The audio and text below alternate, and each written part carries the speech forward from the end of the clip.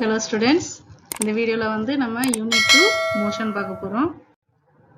So first introductionல பாத்தீங்கன்னா என்ன கொடுத்திருப்பாங்கன்னா the motion is the change in the position of an object with respect to its surrounding. That is the definition which you have already studied. வேற என்ன கொடுத்திருப்பாங்க the different examples for motion. For example, there are cars, they are moving along the road, then trains along the track, aeroplanes in the sky. These are all examples for motion. Okay, va? Then with respect to earth, you can see that line. Even though an object seems to be not moving, actually it is moving because the earth is moving around the sun. In the line kenna meaning? Actually பாத்தீங்கன்னா everything in the universe is in motion. Universeல வந்து நம்ம எல்லா objectsமே motionல இருக்குன்னு தான் நம்ம சொல்றோம். But ஏன் அதை அப்படி சொல்றோம்? Because the earth is continuously moving around the sun. You all know earth வந்து எப்பவுமே sunனை சுத்தி வந்துட்டு தான் இருக்கு. So all the objects on the earth is moving. It is in the state of moving, even though அது வந்து நம்மளுக்கு ரெஸ்ட்ல இருக்க மாதிரி தெரியும். For example, tree, it is at rest. நம்மளுக்கு பார்க்கறதுக்கு வந்து tree வந்து ரெஸ்ட்ல இருக்க மாதிரி தான் இருக்கு. But since the earth is moving, earth move ஆகும்போது அதோட சேர்ந்து earth is also moving, and therefore the statement you have that even though an object seems to be not moving, actually it is moving because the earth is moving around the sun. That's meaning. Okay va? Then you have the different types of motion. We already படிச்சிருக்கோம். That is fan rotating in the ceiling, adena type of motion. Then playing, the children playing in the swing na ஊஞ்சல், and the swing, it moves to and fro. That is another type of motion. So there are different types of motion also we have studied. Now if you want to describe a motion எப்படி describe பண்ணணும்? In terms of distance, speed, acceleration and time. Okay va? So in the different terms தான் நம்ம இந்த வீடியோல அடுத்து பார்க்க போறோம். So let us start with the definition for rest and motion. What is the definition for rest? So in physics, the objects which do not change their position, so very important, do not change their position, is said to be at rest, while those which change their position are said to be in motion. So எந்த object வந்து ரெஸ்ட்ல இருக்கோ அதை என்ன செய்ய முடியாது, அதனால பொசிஷனை change பண்ண முடியாது. But that object which changes its position change ஆயிடுச்சுன்னா நம்ம என்ன சொல்லலாம், motionல இருக்குன்னு நம்ம சொல்லலாம். For example, let us take a book. A book is lying on a table. Tableல வந்து ஒரு book இருக்கு, that is at rest. The walls of a room, that is also at rest. You know, wall வந்து எப்பவுமே move ஆகிறது கிடையாது, it is at rest. Then cars and buses, they are running on the road. Birds, aeroplanes, இதெல்லாம் நம்ம பார்த்தோம். They are all example for motion. So this is for definition for rest and motion. Next ஒரு line கவனிங்க. The motion is a relative phenomenon. இந்த line நல்லா கவனிக்கணும். Motion is a relative phenomenon. இதுக்கு meaning என்ன? So அடிக்கடி கேட்குற questions பா இது. Motion is a relative phenomenon, explain or justify. So இது என்ன meaning? So அதுக்கு வந்து நம்ம வந்து என்ன செய்யலாம், நான் ஒரு எக்ஸாம்பிள் கொடுக்குறேன். இப்போதான் நம்ம பார்த்தோம் அந்த earth is moving, the tree is at rest. அதே மாதிரி ஒரு எக்ஸாம்பிள் பார்த்தீங்கன்னா, நீ வந்து பஸ்ஸில் உட்காந்துருக்க and your friend is standing on the road. Friend வந்து ரோட்ல நிற்கிறான், பக்கத்தில் ஒரு ட்ரீ இருக்கு. உன் ஃப்ரெண்டுக்கு அந்த ட்ரீ எப்படி தோணும்? your ஃப்ரெண்டுக்கு வந்து அந்த ட்ரீ is at rest. நான் உன் ஃப்ரெண்டும் மூவ் ஆகலை, ட்ரீயும் மூவ் ஆகலை, both are rest. இப்போ நீ வந்து பஸ்லயோ கார்லயோ உட்காந்துருக்க. the car or bus suddenly starts moving. திடீர்னு காரோ பஸ்ஸோ மூவ் ஆகுது. ஸோ மூவ் ஆன உடனே உன்னோட ஃப்ரெண்டையும் அந்த ட்ரீயும் உனக்கு எப்படி தோணும்? ஸோ உனக்கு எப்படி தோணும்? the tree and the friend both are moving backwards. நம்ம முன்னாடி போனோம்னா அந்த ட்ரீயும் உன்னோட ஃப்ரெண்ட் வந்து பின்னாடி போற மாதிரி தோணும். இப்போ இதுல இருந்து என்ன சொல்ல வரேன், அந்த ட்ரீ தான் நம்மளுக்கு ஆப்ஜெக்ட், இந்த ட்ரீ தான் நம்மளுக்கு ஆப்ஜெக்ட். அந்த ட்ரீ வந்து உன் ஃப்ரெண்டுக்கு எப்படி இருந்துச்சு, ரெஸ்ட்ல இருந்துச்சு. பட் அதே ட்ரீ உனக்கு இப்போ எப்படி இருக்கு, when the bus is moving or car is moving, அந்த ட்ரீ உனக்கு எப்படி தோணும், it is moving, ரைட்டா? ஸோ ஒரு ஆப்ஜெக்ட், சேம் ஆப்ஜெக்ட் ஒரு பர்சனுக்கு ரெஸ்டா இருக்கும், இன்னொரு பர்சனுக்கு வந்து மோஷனா இருந்துச்சுன்னா அப்போ அந்த இதை வந்து நம்ம என்ன சொல்றோம், மோஷன் இஸ் அ ரிலேட்டிவ் ஃபினாமினான்னு சொல்றோம், ரைட்டா? இப்போ உங்க புக்ல என்ன கொடுத்துருக்கான்னு பார்ப்போம். So motion is a relative phenomena. This means that an object appearing to be in motion for one person can appear to be at rest as viewed by another person. So இதான் அதுக்கோட explanation. So ஒரு object வந்து ஒரு பர்சனுக்கு motion, இந்த state of மோஷன்ல இருந்துச்சுன்னா அதே object இன்னொரு பர்சனுக்கு எப்படி இருக்கு, it will be at rest. So அதான் உங்களுக்கு எக்ஸாம்பிள் கொடுத்துருப்பாங்க, tree on a road side அப்படின்னு சொல்லி. இப்போதான் நான் சொன்னேன். ஸோ சேம் எக்ஸாம்பிள் உங்க புக்லையும் கொடுத்துருக்காங்க. Next we come to types of motion. So very easy. So what are the types of motion? Linear motion, circular motion, oscillatory motion, random motion. இந்த 4 motion தான் உங்க bookல கொடுத்திருக்காங்க. இது தவிர நம்ம நிறையவே படிச்சிருக்கோம். ஓகேவா? For example என்ன படிச்சிருப்போம்? Periodic motion படிச்சிருப்போம். Then rotatory motion. So இந்த மாதிரி நிறைய படிச்சிருப்போம். But இப்போ உங்க bookல வந்து linear motion. So what is linear motion? The object is moving along a straight line. ஓகேவா? So உங்க pictureல பாத்தீங்கன்னா that man with a bow and a arrow. So arrow வந்து நம்ம hit பண்ணோம்னா அந்த arrow எப்படி போகும்? Straight lineல போகும். ஓகேவா? Then you have circular motion. So motion along a circular path. So you have that picture giant wheel. That is baskets in the giant wheel. They are moving along a circular path. ஓகேவா? Then oscillatory motion. It is repetitive to and fro motion of an object at regular intervals of time. Oscillatory motion க்கு best example வந்து pendulum. Pendulum என்ன செய்யும்? நம்ம move பண்ணோம்னா it is moving to and fro. Another example swing, ஊஞ்சல். ஊஞ்சல் தட்டி விட்டோம்னா என்ன ஆகும்? முன்னாடி பின்னாடி move ஆதா? So at regular intervals of time. That is what is oscillatory motion. Then you have random motion. Random motion means it can go in any direction. Actually definition உங்க bookல அப்படி இல்ல. But random motion க்கு கரெக்டான definition அது motion in any direction. So உங்க பாத்தீங்கன்னா the balls, if you hit the ball வந்து ஒரே directionல போகுமா? கிடையாது. ஒவ்வொரு ball ஒவ்வொரு directionல போகும். That is random motion. அதே மாதிரி football matchல வந்து the player he is kicking the ball. The ball வந்து it will move in any direction. So it is random motion. Next type of motion பாத்தீங்கன்னா uniform and non-uniform motion. ரொம்ப simple. Uniform என்னது? சேமா போறது. Non-uniform different போறது. அதான் main hints. ஓகேவா? Right. Uniform motion என்ன? So இப்போ நம்ம ஒரு example கொடுத்திருக்காங்க ஒரு car. இந்த car it is cover 60 km in first hour. So ஒரு மணி நேரத்துல 60 km போகுது. அடுத்து second hourனா அடுத்து ஒரு மணி நேரத்துல 60 km and third 1 hourலயும் பாத்தீங்கன்னா 60 km. So அந்த car வந்து மொத்தம் 3 hours travel ஆயிருக்கு. இந்த 3 ஹவர்ஸுமே நம்ம என்ன செஞ்சிருக்கோம்? 1 + 1 + 1 அப்படி ஸ்ப்ளிட் பண்ணியிருக்கோம். இப்படி ஸ்ப்ளிட் பண்ண போகும்போது ஒவ்வொரு 1 ஹவருக்கு அது என்ன கிலோமீட்டர் போயிருக்கு? 60 kilometre. So it is moving along the same distance covers in same interval of time. And therefore it is said to be uniform motion. So what is the definition? Next line la parunga. An object is said to be in uniform motion if it covers equal distance in equal interval of time. Okay va? However big or small this time interval may be. So எப்போ ஒரு object uniform motion நம்ம சொல்ல முடியும்? If it covers equal distances in equal interval of time. Okay va? அத example நம்ம பார்த்தோம்ல car. So mostly highwaysல போறது வந்து பாத்தீங்கன்னா நம்ம வந்து ஸ்பீட் வந்து ப்ராப்பரா மெயின்டைன் பண்ணிக்கிட்டே இருப்போம். So there will be no ups and downs. So அந்த மாதிரி மோஷனை தான் நம்ம என்ன சொல்றோம்? யூனிஃபார்ம் மோஷன் சொல்லுவோம். Exactly opposite is non-uniform motion. So the non-uniform motionல என்ன பார்க்கலாம்னா for example ஒரு traffic jam இருக்கு ரைட்டா? ஒரு crowded ஏரியால வந்து நம்ம வந்து ப்ராப்பரா நம்மளால அந்த மோஷன் மூவ் பண்ண முடியுமா? காரோ பஸ்ஸோ இல்ல பைக்ல மூவ் ஆகிட்டு இருக்கீங்க ஒரு crowded place நம்மளால ப்ராப்பரா அந்த ஸ்பீடை மெயின்டைன் பண்ண முடியுமா? முடியாது. Then that type of motion is said to be non-uniform motion. For example உங்க bookல என்ன கொடுத்திருக்காங்க பாருங்க. Consider a bus starting from one stop. ஒரு ஸ்டாப்ல இருந்து பஸ் ஸ்டார்ட் ஆகுது.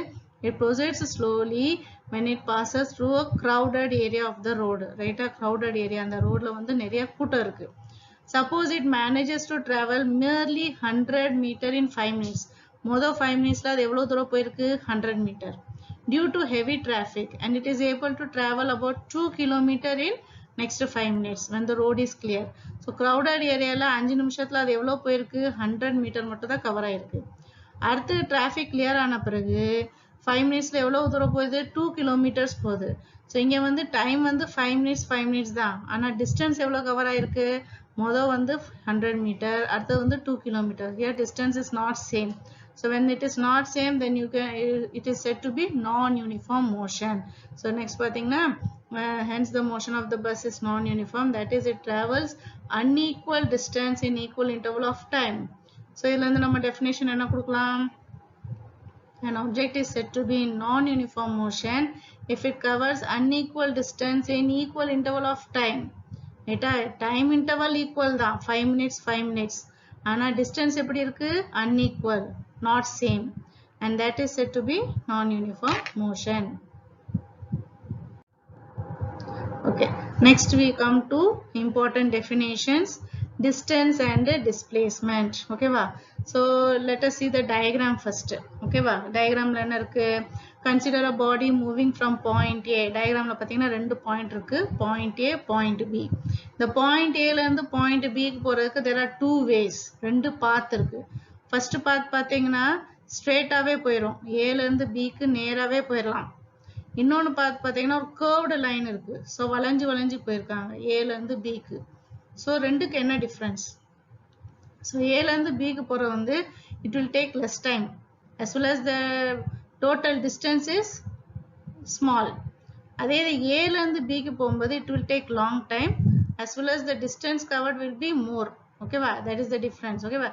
ரைட். ஸோ இப்போ என்ன கொடுத்துருக்காங்க பாருங்க, you can see figure 2.1. A body, it is moving from point A. It moves along the path given in figure 2.1. Then it reaches point B. So A la irundhu B போகுது. Okay. The total length of the path traveled by the body from A to B is distance traveled. Total path. Okay.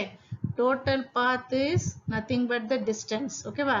The length of the straight line AB is displacement. So எது straight இருக்கோ அத displacement. நம்ம lower classல படிச்சிருப்போம். Displacement is the shortest distance. So இங்க எது shortest distance? AB.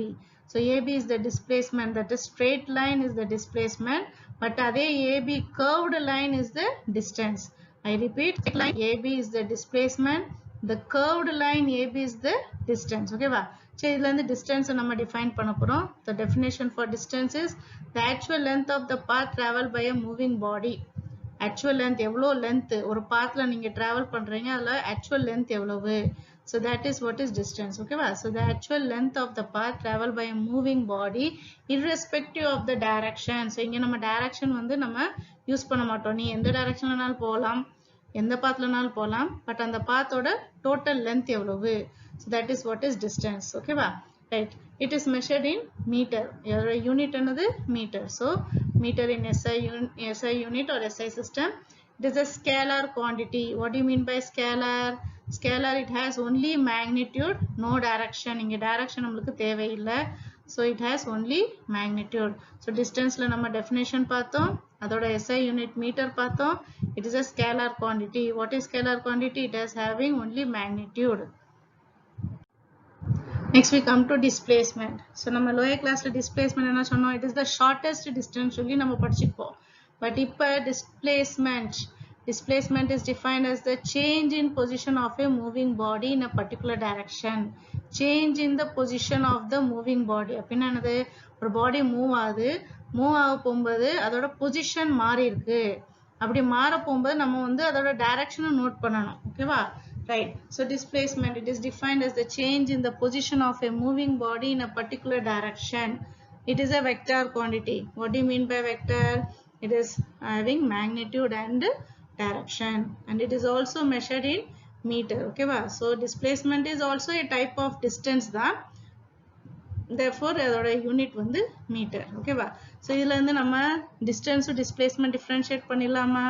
So what is the difference between distance and displacement? அப்படின்னு கேட்டானா நீங்க வந்து ப்ராப்பரா ஃபர்ஸ்ட் பாயிண்ட் என்ன எழுதலாம்? You can write the definition first point. Second point, whether it is a scalar or a vector. So scalarனா என்ன எழுதணும், vectorனா என்னன்னு எழுதணும். And then both அதோட யூனிட் வந்து it is meter. ஓகேவா? So that is about distance and displacement. Okay, next we come to speed, velocity and acceleration. So what is speed?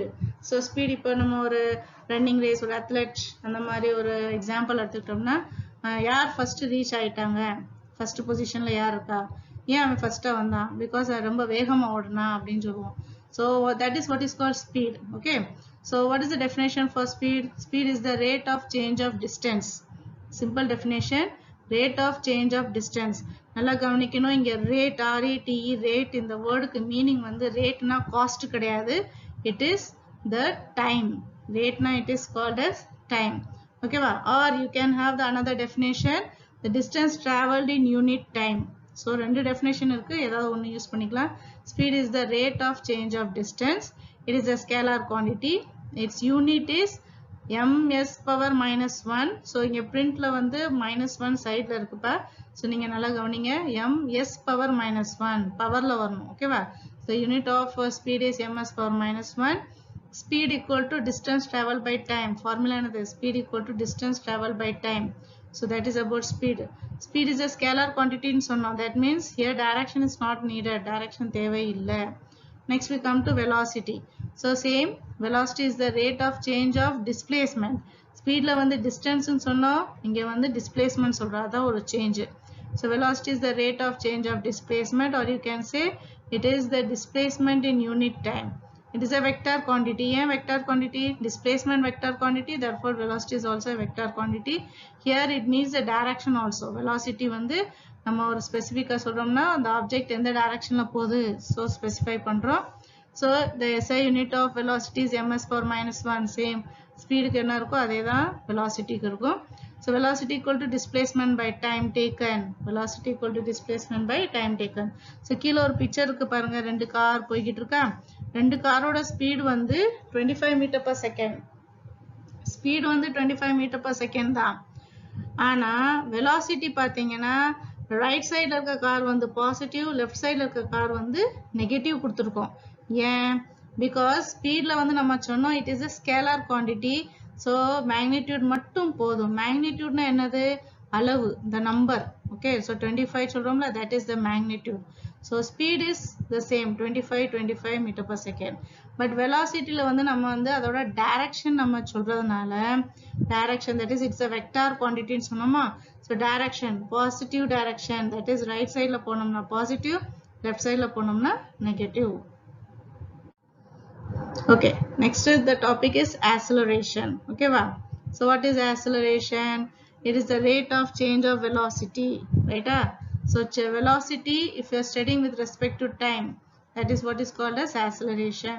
So acceleration is the rate of change of velocity, or it is the change of velocity in unit time. Again acceleration is a vector quantity, and the SI unit of acceleration is ms power minus 2. Okay va? Velocity க்கும் speed க்கும் ms power minus 1 வந்தது, acceleration க்கு வந்து ms power minus 2. So what is the formula for acceleration? Acceleration is change in velocity divided by time. What is change in velocity? For example, ஒரு car start ஆகுது, ரைட்டா? நம்ம கார்ல போய்கிட்டு இருக்கோம். இனிஷியலி ஸ்பீட் வந்து நம்ம ஸ்லோவா தான் போவோம். ஸ்டார்ட் பண்ண போகும்போது ரொம்ப வேகமா போக மாட்டோம்ல. ஸோ ஸ்மால் ஸ்பீட் போகிறோம். So for example 10 metre seconds 10 metre per செகண்ட்ஸில் போய்கிட்டு இருக்கோம். கொஞ்சம் தூரம் போக உங்களுக்கு ஸ்பீட் வந்து இப்போ 60 மீட்டர் per செகண்ட்ஸில் ஆயிடுச்சு. இப்போ நம்ம ரெண்டு வேல்யூ சொல்லியிருக்கோம். ஸ்டார்டிங்கில் வந்து 10 மீட்டர் per செகண்ட், எண்டிங் அடுத்து போக எவ்வளோ சொன்னேன்? 60 மீட்டர் per செகண்ட். ஸோ ஆரம்பிக்க போகும்போது இருக்க வெலாசிட்டி இருக்குல்ல, ஸ்பீட் இருக்குல்ல, that is what is call initial velocity. நல்லா கவனிக்கணும். Initial means starting. முடிகிற நேரத்தில் ஒரு வெலாசிட்டி சொல்லியிருப்பேன்னா தட் இஸ் ஃபைனல். ரெண்டுக்கு என்ன சேஞ்ச் ஆயிருக்கு? That means you have to subtract. So இப்போ நம்ம கொடுக்குற எக்ஸாம்பிள் வந்து ஸ்டார்டிங் வந்து 10, போக எவ்வளோ ஆயிடுச்சு? 60. ஸோ அது சேஞ்ச் இன் வெலாசிட்டி எப்படி சொல்லுவீங்க? 60 minus 10. That is final velocity minus initial velocity. So இது புரிஞ்சிருக்குன்னு நினைக்கிறேன். I repeat, initial velocity na starting, initial na starting, final na முடிகிற நேரத்துல, the last. Okay வா? So change in velocity எப்படி கண்டுபிடிக்கணும்? Final velocity minus initial velocity divided by time. Therefore A is equal to V minus U by T. Here V is final velocity, U is initial velocity. நல்லா தெரிஞ்சுக்கோங்க. A is equal to V minus U divided by time t. Okay, well, that is the formula. So acceleration definition பார்த்தோம், அதோட SI unit பார்த்தாச்சு, and then formula பார்த்தாச்சு. That is acceleration. இப்போ acceleration வந்து நம்ம two types of படிக்க போறோம். There are two categories for acceleration. So first is acceleration will be positive. Acceleration ஓட value வந்து positive இருந்தா என்ன ஆகும்? Acceleration ஓட value negative இருந்தா என்ன ஆகும்? இப்போ எப்படி வெலாசிட்டியில் வந்து நம்ம positive negative depends on the direction சொன்னோமோ, அதே மாதிரி here you have the two velocities, initial velocity, final velocity. இப்போ எது பெருசாக இருந்தால் என்ன ஆகும்? So let us see. So consider a situation in which a body moves in a straight line. ஒரு ஆப்ஜெக்ட் வந்து ஸ்ட்ரெயிட் லைனில் போய்கிட்டு இருக்கு வித்தவுட் ரிவர்சிங் இட்ஸ் டைரக்ஷன். அதோட டைரக்ஷன் ரிவர்ஸ் பண்ணல. ஃப்ரம் த அபவ் ஈக்குவேஷன், எந்த equation? A equal to V minus U by T. அந்த ஈக்குவேஷனில் if v is greater than u. இப்போ இங்க v னா என்ன? v னா final velocity.